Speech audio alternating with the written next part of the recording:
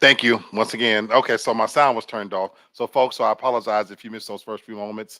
I am Lee Black. I am the host of Real Talk for Real Men. This is an unscheduled little meeting. I just wanted to come on because I've been largely absent from social media. And thank you, CC, for that's my one of my most loyal viewers right there. Appreciate you letting me know that there was no sound. So, look, I just wanted to pop in really quickly on this Friday, August the 16th, and just kind of bring everybody up to speed on what's been going on with me, what's going on with the show, because we're trying to make our way back.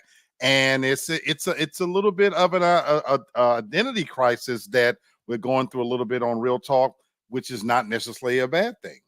Change is good. And so, for those of you who are looking to find me, I have not been on my regular Wednesdays. Right now, we're doing some things differently because I've got some things in the fire. If you notice behind me, you don't see you see my shelves are empty. I'm in the midst of moving. Once again, even though I absolutely love my apartment, but for those who've been riding with me, you might know the neighbor above me, just the area here in Buckhead is overpriced, overrated. And so I need some peace and sanity. My work schedule has been absolutely brutal. And so, look, it was necessary for me to take some time off for the summer. And I hope that you guys are doing the same, protecting your sanity mentally, uh, taking care of yourselves. And so that's what I had to do. With that said, I have been in the dark in many ways when it comes to a lot of things. So I wanted to come on and really just give my own unique recap of the Olympics. In my absence, like most of you, I've watched the Olympics. So I was getting off work, checking it out. So I wanted to kind of talk about, some of the things that caught my attention. A grown woman says, you have to do what you have to do. Absolutely. Look, I feel better than ever, folks. So stepping away sometimes to clear your head, regroup, rethink, and especially disconnecting from social media, in my opinion, is one of the best things you can do. Sometimes we're tethered to these devices, and whether we want to admit it or not, it's the first thing we reach for, the last thing at night. And so I was able to really take a full step back and divorce myself from social media, from the show, from all of the fuckery and the foolishness.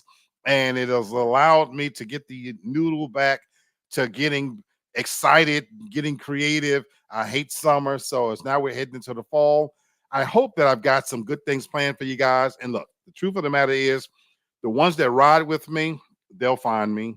The ones that don't, that's okay as well. So, in either case, I did want to talk about a few things about the Olympics, and just give my opinion for what it's worth. And for those of you who may know me, I'm an opinionated SOB. So that's what I do. That's who I am. I talk about shit that matters to me. So I want to talk about the opening ceremony of the Olympics. So again, this may have been talked about on other platforms. I don't know. I've been largely absent. The only show that I still kind of did with some regularity was TFG Tonight with Brenton Haynes.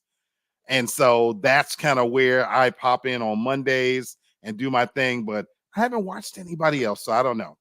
Uh CC says we're gonna ride till the wheels fall off. That's what's up right there. That is a viewer that I love. I appreciate you supporting me. I truly do. Let's talk about the Paris Olympics and the opening ceremonies. And there was a little bit of a controversy, um, because some people read it as they were doing a disrespectful take on the Last Supper. So you can find all this stuff if you go to YouTube and get caught up or whatever. But look, was I personally offended by it? Not necessarily. Um, Not at my core, but is was it disrespectful to God in general? Absolutely. Absolutely. Um, if you're asking me that what they did, um, was it offensive in terms of mocking the Last Supper? I didn't necessarily see it that way as fully, but I got it. but I wasn't all bent out of shape about it, to be honest with you. So my thing was, I fully believe that gay, trans, lesbian, that whole thing, they're at the forefront of everything anyway. So if you're asking me, was I mad about it? I personally was not, that angry about it. But some people were bent out of shape when they thought thinking about the opening ceremonies. But people, it's Paris, it's France. A lot of the fashion choices that we see right here in the United States, they come from the fashion industry. And even we see, examples of famous people like Kanye West, Chris Brown, Beyonce. They're sitting at these fashion shows, and a lot of these fashions. Who do you think are making these clothes? Who do you think are at the forefront making these decisions about how we walk, how we dress, how we talk? When I say we, I'm talking about you motherfuckers, because I don't dress that way. I've never wore skinny jeans. You'll never catch me in a blouse. The man purse it doesn't fit me. And so again, a lot of the fashion choices that's happening out there, a little too feminine for my taste, but I'm an old school uh middle-aged black man. And so you can bury me in that type of shit. But for those who enjoy it, fine. So to see Paris kind of mock God, folks, are we really shocked? In many segments around the world, God is dead. Not for me, but the truth of the matter is, as Cece says, Paris is a very progressive country. If so, when you say that word progressive, they're fashion forward, they're thinking forward, they're futuristic. And so to see some sissified people and can't caked up makeup and all that kind of stuff, I personally wasn't offended by it, but somewhere. So that was one of the things to talk about. Let's talk about the host city itself. How do you folks feel that Paris did as a host city? When we think about Paris and we think about going there to visit, we think about all of the culture, the Eiffel Tower, the museums, the food, all of those things. So I've never been personally, but we see on TV and we hear these stories about what it's like to visit Paris. To speak French is sexy in and of itself. I was extremely disappointed with Paris as a host city. There were way too many things that to me that behind the scenes that weren't handled very well. This is not their first time handling the Olympics. And on top of that, when you get announced as a host city, you have 4 years, folks. You have 4 years to prepare to host. So nothing should be left to detail. The fact that you hosted the world into bringing them to your home, and that you had a fucking disgusting river that was so toxic they had to go through all of these various different changes, because it wasn't worth even swimming in, I thought was absolutely ridiculous. Uh, Italy is on my bucket list, but not Paris. I'm with you, Cece. I definitely would like to go one day, but I learned so much from the Olympics that it actually, I still want to go, but it made me aware. Did you folks know that in most of the buildings in Paris, they don't have air conditioning? I did not know that. And so the NBA players, they got together and they basically said, fuck this. These are multimillionaires, used to living in the lap of luxury. They got together and they pooled their money together. And I think they spent something like $13 million where they basically rented out their own building. So they didn't stay in the Olympic Village because they wanted some of the creature comforts that they were used to. And even though that might sound like an extravagant amount of money to be there for the whatever 10, 15 days that they were over there, think about how much these cats make. So, LeBron James could have wrote a check by his damn self, but to pull your money together for the coaches, the players to be able to perform at the highest level and have the standards of living that they were accustomed to, I think is money well spent. Air conditioning, I heard that the food was shit. They showed on various different venues where they had world top class athletes sleeping on cardboard, And so, as a host city, I thought that was really fucked up, that you had 4 years and this was the best that you could do, knowing that you was inviting the world in. And oh, by the way, it was going to be generating millions of dollars to your city. So it wasn't like you were losing money. You had 4 years you went all out to make sure the lighting show was what it was, to have the special cauldron. But when it came to taking care of the athletes, the fucking people, you didn't. Another thing, CC, about that tells me a lot about Paris and probably Europeans in general is they're not the most cleanest motherfuckers over there. You know, um, through a little bit of research, you find out that bathing is just not that important to them in Paris.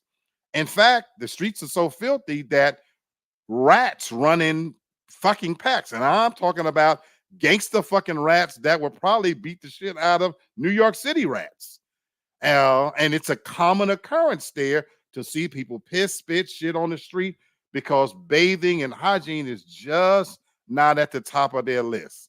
Like you said, they got the money, but they just decided that it wasn't worth spending on the athletes. And so it made me look at Parisians in a whole different light. So if I go, I now would love to go.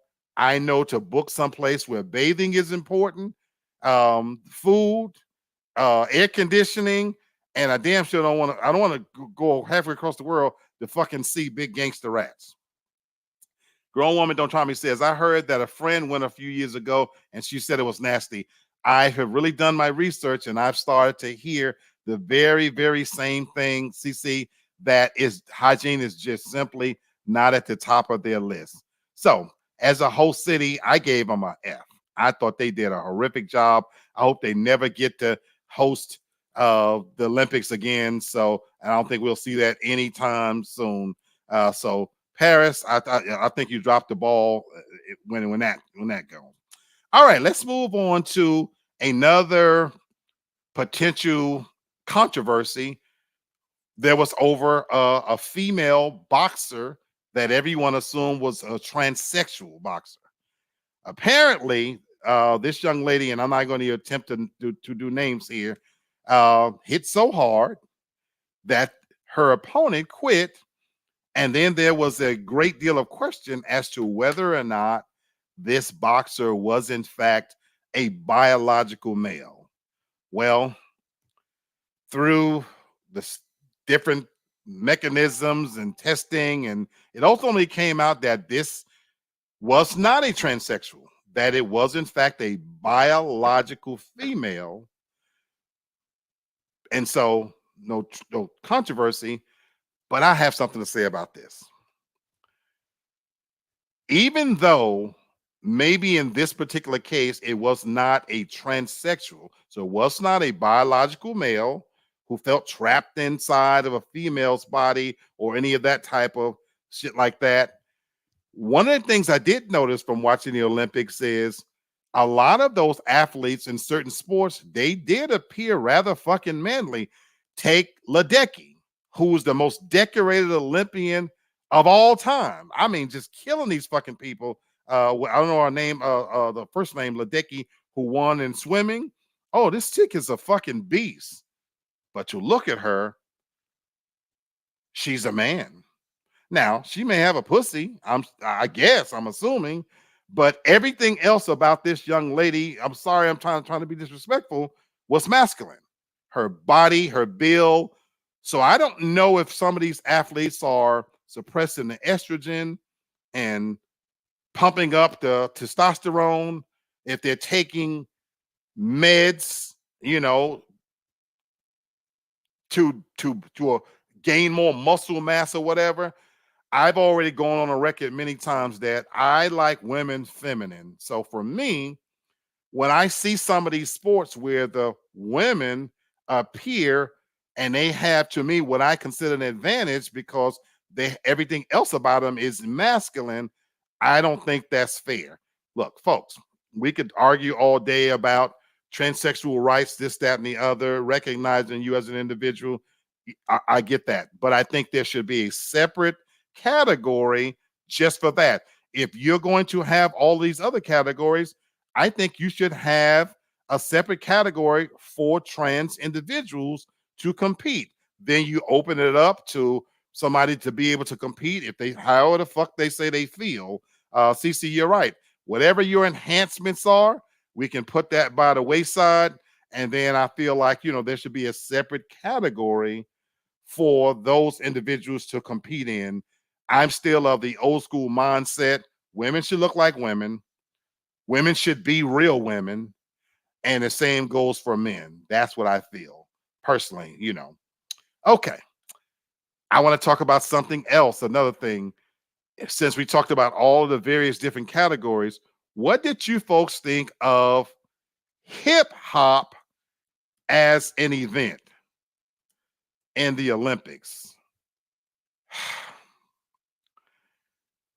Look, folks, for me, there's a dozen other things that they could have done to make as a Olympic event. To turn hip hop as an Olympic event is bad enough, but to have the countries representing hip hop and the bullshit that they was doing, that was the height of offense to me right there. Grown woman says, I think it's unfair to put women against trans people. It gives them an unfair advantage, in my opinion. I agree 1,000%. And so when I looked at this hip hop, they mentioned that this was an art form born out of the Bronx. Shout out to the Boogie Down. I'm from New York City, in case people don't know. In fact, I lived on Mohegan Avenue. I was there at the time hip hop was born and bred. Now I didn't spin around on my neck and back and shit, even though I was skinny back then, because it just wasn't my thing. I just always like to look cool. I just never saw the need to spin around on my back and neck and shit. But watching these, I don't know, different countries do all this so stupid shit, and even the selection of the music was almost laughable. The shit was absolutely ridiculous. Right, it sucked. The break dancing, and they was really talking about it as if it was technical. But folks, we know that's what happens when white people get a hold of something. They just have a way. I love you, white people. I really do love white people. But they have a way of just taking the soul and the funk out of everything. It can be music, it can be fashion, it can be style. Once white people get a hold of something, sometimes this is why black people are so far ahead of white people when it comes to culture, fashion, dance, and things like that. It's because by the time we leave shit alone and y'all pick it up, we don't even want it anymore. Y'all can have breakdancing. I'm just gonna tell you, if what y'all showcased as breakdancing and hip hop as an Olympic event, y'all can have that shit. Trust and believe. Young African Americans, young Latinos on TikTok, they're way past that now. They're inventing dance moves that's way past that. And so if you was going to have dance, I think you dropped the ball, because you should have, if you were going to do hip hop, you should have went to the source. You should have went to the source. You should have went to African Americans, and you should have had actual real crews to showcase real talent. So I thought you dropped the ball there, because that was absolutely ridiculous, as an event, if you ask me. Okay, folks, let's move on to track and field. Now we're starting to get into some of the true events that most of us tuned in for. Track and field. Let's talk men first. Let's talk men first. Track and field. How did our brethren do? Well, the men won the 400. They won the gold. In fact, shout out to America in general. We won more medals than anybody else. At the close of ceremonies, we tied China with the most goals of any other city, but we far surpassed everybody else in total medal count. But when it came to track and field, men did their thing somewhat. We won the 400. Noah Lyles, he won, I believe it was the 100 or the 2, whatever he won. He's considered the fastest man in the world, so it had to be the 100, I'm assuming. And then he raced in the 200, where he had a face mask on, and we were told after the fact that he had COVID, this, that, and the other. So I had a little problem with that, to be honest. And I have a problem with Noah Lyles anyway. Look, Noah Lyles is a top-notch athlete doing his thing, but why does he see the need to keep pressing and pushing and offending the NBA players? He's the same person who said that he doesn't consider NBA players world champions because they're not competing against the world. Well, that's his opinion and he's welcome to it. I don't happen to agree with it, because if you look at the makeup of the NBA, it is open to anybody who could play. It just so happens that for the last 50 years, or 75 years, I should say, America has been the best of the best of the best. Well, now, certainly they are catching up to Americans, and the league has never had more dichotomy and diversity than it has right now. We have multiple players that are born outside of the United States. In fact, the reigning MVP for the last couple of years is Nikola Jokic. And so, yeah, America's still kicking ass. And when you play at the highest level in the highest league, you deserve respect. The same way the players was trying to give you respect for simply running a fucking 100 meters. So you've trained your whole fucking life to be able to run 100 meters, but don't act like, motherfucker, that you're inventing a wheel. You're just running, motherfucker. That's all you're doing. And in many ways, I'm glad to see that you got a girlfriend, because personally, I wondered whether you sucked a little dick or not. There's nothing wrong with sucking dick, but that's what you like. But I'm just saying, I question many things about you anyway. And you're kind of showing that bitchiness about you.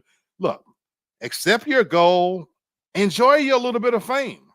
You had some negative shit about this, supposedly say about NBA players. Folks, dude, they're trying to embrace your bitch ass. Accept it. Be a part of a winning team. Come home as a hero. Your fame is not going to last that long, dude. You're in a sport that only gets highlighted every fucking 4 years. The next Olympics coming up is going to be in 2016, the Winter Olympics. Dude, you're hopefully 4 years from now, if you're still competing, but enjoy your fame. You should be showing up at every fucking party you could think of with your face plastered as deep as you can with NBA, WNBA, tennis, golf, everywhere, because you're frankly not going to get the same attention as these guys have. And while they're trying to embrace you and you're pissing them off, it's not a good look. At the end of the day, they play a sport that requires multiple levels of talent and skill, and you run really fucking fast. Let's put that in perspective. All right, let's talk about the women in track and field. My favorite event to tune in for the Summer Olympics is hands down track and field. I love looking at bitches. And when I say bitches, I mean this with love. White bitches, black bitches, nappy head African bitches, European skinny frail bitches. I just love looking at bitches in those little leotards and those outfits and stretching around and running. And it's just a beautiful thing. To be perfectly honest with you, I don't really give a fuck about who wins, except of course I was rooting for America. And I got to give a big shout out to my girl, Sha'Carri. Sha'Carri, look, she got cheated in many ways. Grown woman says, don't forget BB is a mind sport too. Basketball. I'm coming to basketball. I promise you I'm coming to basketball, because that's a separate conversation. But for track and field, Sha'Carri did her thing. I think she proved everything she set out to prove. She is now officially a gold medal winner. You can never take that away from her. I don't know if you folks heard about some of the shit that happened in the background, that her and another young lady, the two favorites, they basically bullshitted them in that main race, as if they stacked the decks against them, because even the eye test, and if you watch track and field, that it was the baddest bitch on the track. Sha'Carri, that's one badass chick right there. Shout out to you, baby. You did your thing. You took your loss from a few years ago. you came back bigger, badder, stronger than ever. And the meme that we even walk away from was you passing that bitch and giving her the side look like, really? So again, you did your thing on every possible way. I agree with you, grown woman. Don't try me. She was absolutely awesome in her performance, her talent showing up, the way she handled herself, all while being authentic and forever, ever just as Memphis ghetto as you can be. And I just find that sexy as shit. So, Sha'Carri, you did your thing, but the women in general, oh, they kicked ass in track and field. So, shout out to the women track and field because they are, in fact, the most dominant motherfuckers, on the planet right now. And you Jamaican bitches, y'all can't fuck with us. And I was shocked because there used to be a time when them jungle bitches from Africa used to be able to fuck with us, but I guess running through the jungle getting chased by lions and zebras don't make you ass fast anymore. So shit, what can I say? America's kicking ass. Grown woman says she showed them what she was working with. I'm proud of her. Her comeback was a paycheck to her haters. Absolutely. Sha'Carri, you did your thing, no doubt about it. Now, that brings me to the NBA players. And again, I can't mention the NBA players without mentioning the WNBA female players as well. So I was going to say NBA, but let's just say basketball because it's worthy of mentioning both the men and the women when it comes to Olympic basketball. Let's talk about the women first.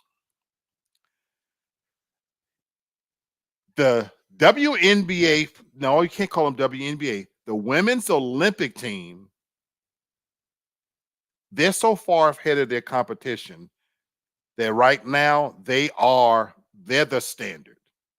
Nobody's even close.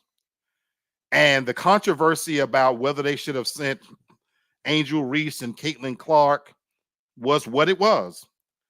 At the end of the day, the Olympic women's basketball team set out and did exactly what was expected of them. In fact, had they lost, that would have been probably the biggest news from the Olympics. So they had the smallest room for error. They had to get it right because they're that far ahead of everybody else. So I'm not angry with the fact that they made Angel and Caitlin wait because they selected a team that had a job to do and they went over there and damn it, they did it. Now, are those foreign players eventually going to catch up? Absolutely. Is Caitlin Clark and Angel Reese going to get their opportunities? We truly hope so.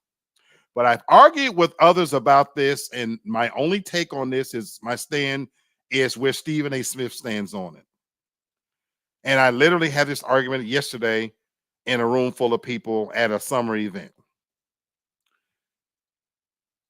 While there's nothing wrong with who they sent, in fact, everything about it was right. Those ladies had earned their place to go. Having said that, people talk about it wouldn't be fair if you sent Angel and Caitlin. Fair is a place where we judge pigs because there's a fairness and then there's a business. See, now that the Olympics is over and everybody goes back to their respective home states, here in America, fuck other countries, the WNBA players now, they're not getting paid a fraction of what the NBA players are getting. And they're fighting for their professional lives to have eyeballs and raise the consciousness of their sport. Having said that, if the goal is to bring business, eyes, fans to the game, what better way could that have been done had you put Angel Reese and Caitlin Clark on the team?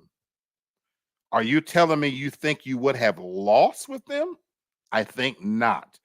Those two players in particular are showing right from the outset that they're every bit as good as deserving to be on the team in talent. Now, if you want to make an argument that they don't deserve to be there because they haven't put their time in, You can make that argument, but that's not how sports work, people. Talent supersedes that. We're not going to sit here and play and act as if when you get picked number one as a rookie, you might go through a little bit of hazing, but the number one pick based on your talent, you're going to get treated better, treated differently. And nobody can deny that Caitlin Clark, whether you like her or not, whether you want to bring the racial component in it or not, she has drawn viewers to the sport that ordinarily would not watch. She has, in fact, the Tiger Woods effect. Women, white women in particular, white people who may not watch the WNBA because they don't want to see a league predominated by black, masculine looking bitches, were watching WNBA because, lo and behold, there was a great white hope that could shoot the ball like Stephen Curry. So if the goal is to grow the game, my only argument is that Caitlin Clark could have easily been on that team. You would have gotten global attention. And in case people don't understand, that means dollars and cents. And that's the point Stephen A. Smith was making. And those bitches on First Take was challenging for women. Sometimes you have to get out of your own way. I get that shit. She didn't deserve her. But if you're trying to make some money, sometimes you just have to shut the fuck up and ride coattails so you can get to that platform and then say what you want to say. But I digress. Grown woman says, I agree. They will get their chance to play in the Olympics. We hope. We hope. You know, but anything can happen. They could have a catastrophic injuries and they never make it. So you never know. She says Stephen A. Smith needs to sit down and shut up. His commentary disturbs me. Stephen A. Smith is an asshole. CC, I think I love him because I share that asshole quality with Stephen A. Smith. To be honest with you, he's an irritant, but there's no harder worker in the industry. Behind the scenes, there's no greater ally of African Americans to help pull them up as well. So where you might not like him, his personality, behind the scenes, he is instrumental in helping the careers of Ryan Clark, of of different African American women too, broadcasters, by bringing them on his platform. So while you can shoot the messenger sometimes, you got to look behind the scenes that he knows what it took for him to get to this place. And I got to respect the shit out of Stephen A. Smith for using his platform, because behind the scenes, he going to tell you like it is that, look, I remember when Ryan Clark first came out and Stephen A. Smith would take him to the side and like, look, you're a little too brash. Dress this way. And he tells some of the big guys, Woody, them wear a tie. He understands what white people are looking at. He's sitting in those boardrooms and understands, and he's privy to things that they don't see. So when he was talking to Monica McNutt, who is sexy as fuck, I would beat the brakes off of Monica McNutt. I know she got some good pussy, but that's a whole nother subject. But while he was telling her, you have to know when to pull back. Sometimes is it important to be right or to get paid? At the end of the day, sometimes we have to sell out a little bit. I go to work every fucking day and sell a little piece of my soul, but that's what pays for my quality of life. And that's the facts. But let's talk about the NBA players. How many of you, like me, believe that Steph Curry should have been the MVP? Now, we could sit here and I'm looking at social media today and they can make an argument about how many minutes they showed all statistics. We all know numbers do not tell the whole story. Steph Curry didn't play his best basketball in some of those games, but where it counted. In the medal games, we don't come home with the goal if it's not for Steph Curry. LeBron played brilliant, especially considering his age. The rebounds, the assists, the IQ on the court. I agree that there's probably not maybe 5 people that is as brilliant as LeBron when it comes to his all-around game and understanding the game. Hell, the man's been playing for 20 years. Having said that, Steph Curry is the reason why Serbia had to take their ass and get a back seat. And in case you didn't watch that game, France had our number had it not been for Steph Curry. Steph Curry put on a performance that I think is one of the greatest Olympic performances of any sport that I've seen in my lifetime. I rank his performance right up there with Jesse Owens knocking off the Germans and telling them crowd eating motherfuckers that America is here, Jack. I rate his performance right up there with Joe Louis knocking Max Smelling ass out and sending them motherfuckers packing. I rank his performance right up there with Carl Lewis doing the goddamn thing and being the most decorated person. I rank his performance right up there with Michael Phelps just kicking ass and being a fucking orca in the water. Steph Curry let the world know that y'all coming for us, but we still here. And the man himself who revolutionized the NBA game and changed the way the game is played. We went from playing defense and playing inside out. Steph Curry single-handedly changed how basketball is played, both women and men, because now they just don't play any defense and they jacking up shots. And for the orchestrator, the innovator, the originator of it, the greatest shooter that God has ever made, he put on a show and let those motherfuckers know that America, Jack, USA, is still the top notch. And we don't go home without the gold. And so timing, importance, shot making, those things to me was more important than LeBron's statistics. LeBron is always going to get his numbers. But what Steph Curry did on a team full of Hall of Famers and number one options, he put on a fucking show. Grown Woman says Steph stepped up and got the job done. No doubt about it. Shout out to Steph Curry. I fell in love with Steph Curry all over again.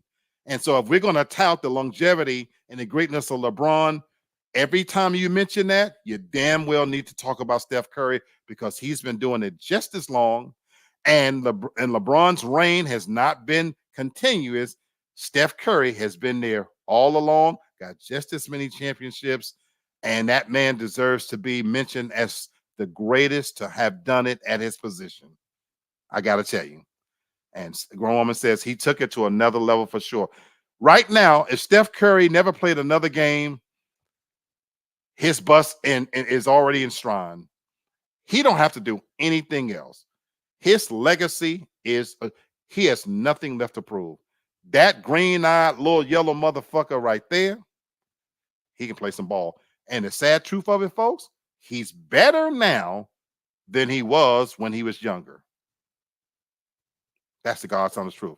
All right, I want to close out on my last Olympic topic by talking about none other than Snoop Dogg. Did anybody, I'm talking about watching there in person or whatever, have as much fun, not just fun. Snoop Dogg is the Olympics going forward.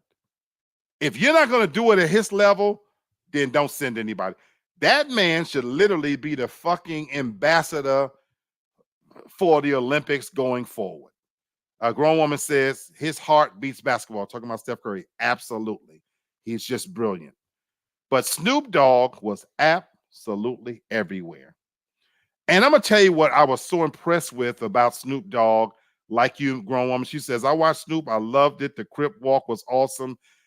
You're going where I'm going with it. What's truly been amazing to me to watch Snoop Dogg's growth, if that's, we can call it that, and it is. He's grown as a man, as an entertainer, all while still authentically being who he is. If you go back to the introduction to this young, brash, pup face that came on the scene with Dr. Dre, who had a foul mouth and a smoking habit. He's the same guy. Has he grown up in terms of maturity? And is he now able to, you know, talk? Sure. But that comes with age and maturity. But at his core, Snoop is the same person. And where he didn't have to change, the world has changed around him and accepted who he is. He's allowed to be his authentic self in every possible way. Have you ever seen someone? He's that rare person. It's very rare that you have someone that is able to go and fit in any situation where other rappers, singers, athletes, they have racial issues and whatnot. Snoop Dogg is that rare individual that first of all, he's known fucking worldwide. So whether he's walking over to talk to the French or the Bolivians or the Sudan, they embraced this dude, and he was able to shed light on different sports and parts of the Olympics that never get attention. And a side shout out for my boy from Public Enemy, who Flavor Flav, who helped pay for and sponsor that team as well. And so what I love about this is these are individuals that are known for rapping or whatnot, but he's so much bigger than his name. Snoop Dogg is so much bigger than his name. And I don't honestly know if he got paid or not, but that man should be the ambassador to goodwill because he has that innate ability to show up and genuinely embrace people and meet them where they are, whatever that country was, whatever that sport is. And he showed just as much enthusiasm for the women gymnasts as he did the basketball players, as he did the swimmers, as he did any competition he showed up in. Snoop Dogg, to me, is the number one hero of these games. And I've never been so proud to watch him be his authentic self. And folks, get ready for a wild ride because it's already announced that 4 years from now, it's going to be in California. And if you think he was everywhere then, oh, good Lord. Snoop is going to show up and show the fuck out. Grown woman says Snoop hooked up with people that could escort him through doors he may have never dreamed. Absolutely. And don't think, CC, there's not a business component to this. You are so right. I think he's made connections now that's going to take him places where Jay-Z can't go. Celine Dion can't go. And you're right. He's a businessman. I do believe that. I believe that the business doors are going to fly open because I don't be shocked to see Snoop Dogg partner with events and people and products that you would never associate him with. He is about to go in a whole nother direction. And shout out to Snoop Dogg. So anyway, folks, that has been my take. I just wanted to pop in. I even talked a lot longer than I planned to, but I'm trying to get myself back active into talking about the things that I do and only the way that I do. And so, folks, bear with me. We will be on tomorrow. In case you don't know, Real Talk for Real Men is going to, for the foreseeable future, be only on Saturdays. I'm in the midst of moving. I've got some other things going on. The show itself is going through a little bit of an identity crisis, and I say that in a good way because I do plan on getting settled. And when we hit winter, I've got some special things planned as always. I'm reinventing not only the show, but myself. I do want to let you guys know to make an announcement that get ready when winter hits. I'm going to be launching a late night version of Real Talk called The Realist Talk. So you think I say some crazy shit during waking hours? Yeah. The Realist Talk is going to be late night because I'm somewhat of an insomniac. So you're going to catch me smoking and drinking. You're going to catch live guests.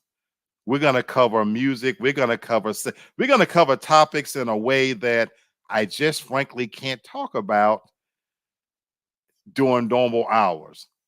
And that is my plan. I'm setting up my station just for the grown and sexy late night talk. And it's not for everybody. I'm not everybody's cup of tea. But yeah, I am coming, folks. I'm reinventing the wheel here. Grown woman says, I was surprised to see you tonight. The way I ran over there when I got I thank you for being just always on top of it and for popping in to show the love and support. I appreciate that. Grown woman says, I better set my alarm so I don't miss it. Yes, I'm telling any and everybody as I get settled in my new spot. Oh, and by the way, folks, my new spot is better than this spot. When I get settled in my new spot, and I get myself together and I got all my little gadgets and this, that, and the other, I'm going to be launching a late night version called The Realest Talk. And yeah, it's going to have live guests. It's going to be what it's going to be. But I'm looking forward to blowing the doors off of this format where we talk.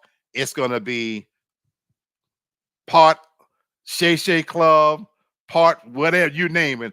I'm excited because that's one of the reasons why I went away. I needed to recharge. I've been doing real talk for 5 years. And when something gets stale, even if something is good, the greatest shows you get to a point where you need some innovation. Game of Thrones has run its course. The Wire run its course. I needed to recharge and I needed to reinvent what I do for this to still be exciting for me. I've never done this to get paid. Look, getting monetized would be great in a way, but the other part of it, it puts limits on me, and I can't be my authentic self if I'm chasing, what YouTube says and what this says. To be me, I have to be me all the way. I have to be free to be that Black Archie Bunker. So for the people who ride with me and fuck with me, I love you. Stay with me. I've got some good things coming up. For the others who see me as an opinionated, homophobic, misogynistic SOB, well, fuck you very much too. I'll see you as well. So in either case, it's Friday. It's been a long week. Thank you, CC, for popping in. For the one or two people who popped in and checked me out, keep checking me out. Check us out tomorrow. We'll be on 7 p.m. That's Eastern Standard Time. We're going to do a part 2 to A Mind is a Terrible Thing. As kids are getting back in school, parents are getting some of their children, all these ugly ass kids that you celebrated, and went all overboard with their outlandish outfits only because these little fuckers graduated high school. Most of these fuckers ain't going to college. But for a lot of parents, they're putting their young adults in college. And for real parents, they're getting their mind flipped over to back to school shopping, getting kids back on a regimen. So, part 2 is tomorrow, called A Mind is a Terrible Thing, where Tasha and I are going to be talking about all things that get this gray noodle moving. And so it could be religion, politics, current events, who knows. Hope you tune in, grab your drink, grab your smoke, whatever you like, pop in, have some fun with us. You already know it's going to be off the chain. You know we're going to go down some fucking rabbit holes. That's what we do.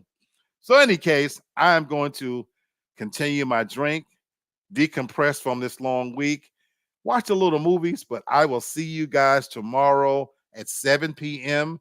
And the show again is going to be A Mind is a Terrible Thing, part 2. I love you. Keep supporting me. I'll keep doing what I do as long as I can. Everybody have a great, great night. And as always, I'm Lee Black. Keep it real. Peace out.